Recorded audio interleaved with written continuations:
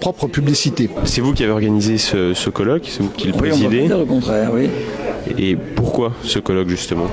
Eh bien, parce que d'abord, je suis un agité, mais en dehors de cette considération, il y a le fait que je suis extraordinairement préoccupé par l'explosion démographique de l'Afrique.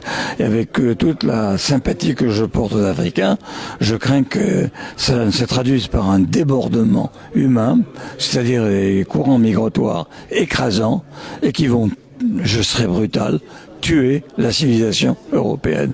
Parce que avoir 2 ou 3% d'Africains en Europe, c'est parfait. En avoir 30%, c'est la mort sans phrase. Alors je reviens un peu en arrière, j'ai écouté des intervenants avec sympathie, notamment Gourevitch, qui avait l'air de dire, bon, ben, finalement, le danger est lointain, il est plus mesuré. C'est pas vrai. Le danger, il est là.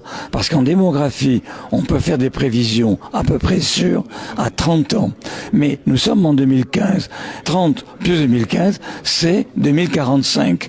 Donc c'est demain, en réalité. Le problème, il n'est pas dans 3000 ans, il est dans 4 décennies. Et c'est la raison pour laquelle il faut réagir maintenant. D'ailleurs, ce que je propose, ce n'est pas de larguer des bombes atomiques sur l'Afrique.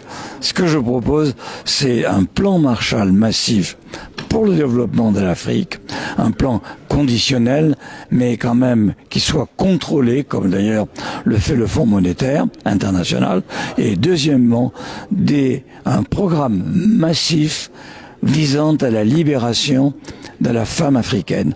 La condition féminine en Afrique, qu'on le veuille ou non, est abominable. Elle l'est encore abominable. Or, c'est la femme africaine qui détient la clé de l'avenir du continent.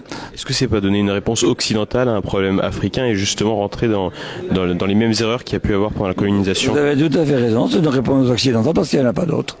C'est un problème africain parce que c'est pas le nôtre. Nous, c'est l'inverse. Nos femmes n'ont pas assez d'enfants et on leur reproche suffisamment, avec suffisamment de force. Et donc, par conséquent, puisque les Africains n'ont pas été capables d'inventer la réponse eux-mêmes, eh bien, il faut bien que quelqu'un le fasse et c'est nous.